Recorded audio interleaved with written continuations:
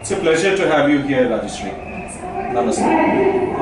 It's an interesting topic to talk to someone who's a leading exponent of yoga, discussing self-transformation.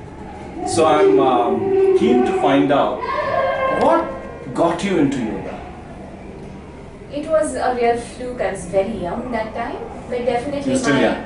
Thank you. My grandfather used to practice yoga, and he was an exponent. He would go to schools and teach yoga to children. At the age of 90, I saw him standing on his head and telling children that, listen, you should practice this.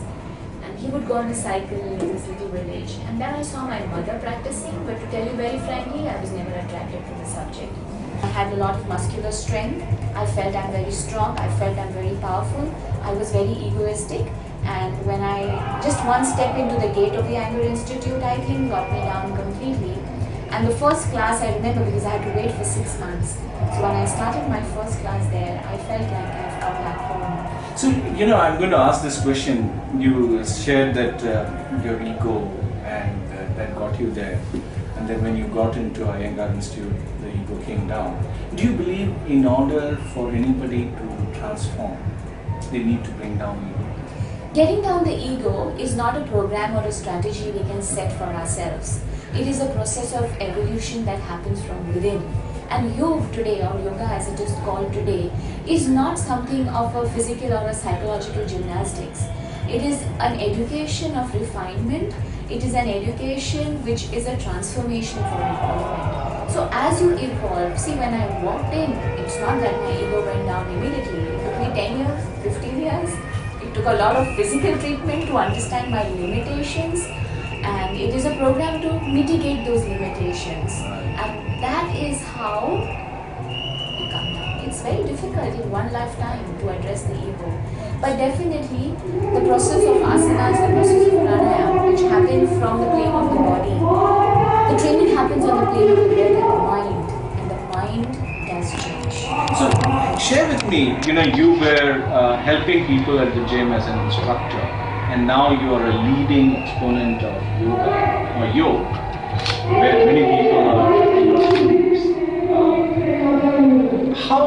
What were the challenges you faced apart from the mental switch, if I may, to move from being an instructor in the gym to being a leading exponent of When I was an instructor in the gym, definitely I was, as I told you, I was much younger. But the only thing was about endurance on the physical level. Like, okay, today if I could work out for 1 hour, let me work out for 1.5 hours. If I can do 100 crunches, let me do 500 crunches.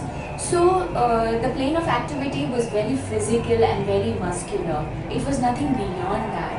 But on the plane of yoga and asanas, the activity is not only on the physical level, it is a lot on the mental level. It's not about molding your limitations or incapacities, and it develops a whole avenue of probabilities and possibilities.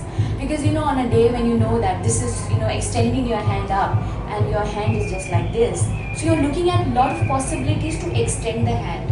You are catering to that issue. So you're becoming very specific, if I can say, in your specifics. You have a priority that, okay, my priority is to see why my hand is not, and maybe it is my shoulder, or is it my neck, is it my forearm. So you stick to your priorities. You don't change your priorities. Probably in the first thing was, if I can't do 200 crunches today, okay, let me do arm work today. You just change your priorities. In yoga you don't. You stick to your priorities. So let me move, since I come from the world of technology. Today people are talking about attaching sensors. They are talking about wearable computing, which can measure, your shirt can start measuring your heartbeat, your breathing rate, all of the above in time to come, right? So do you believe technology has influenced yoga, or will influence you? Will yoga evolve with time as a result of technology? Okay, let me go to Bhagavad Gita, chapter 6, shlok number 5. It says that you can enrich and engulf your own life by yourself.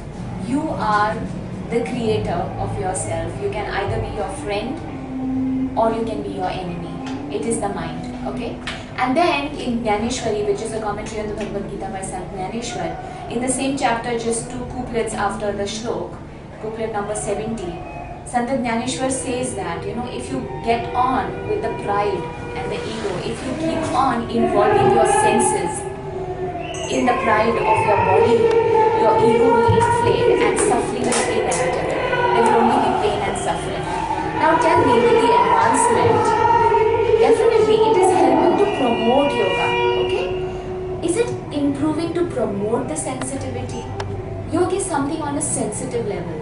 Like when you get into a posture, what happens? Why do you get into a posture? You get into a posture because it is like you are worshipping the divine. What is divine? Today they'll ask, what is divine? It is a sensitivity that is created on the plane of the body and the mind. So the body and the mind become sensitive with each other, and that becomes a worship to the divine. And as I always say, that it changes the software of your body totally. Oh, that's interesting. So it's interesting to hear a leading yoga exponent who transformed from being in the gym to a leading exponent of yoga, and here we are listening to her point of view, which is very popular and people have benefited, which is alignment between body, mind and soul. Thank you so much for being with us and sharing your perspective. Very noisy out there because lots of people waiting to listen from you yoga practices. Once again, thank you. It's a pleasure meeting you, Rajesh. And thank you so much, and I'm really looking forward to share with your team people, and I'm so happy that you have created this opportunity for them to experience the quietude. It's not about being quiet, it's about experience the quietude inside. So Thank I'm you so happy much. for that. Thank you.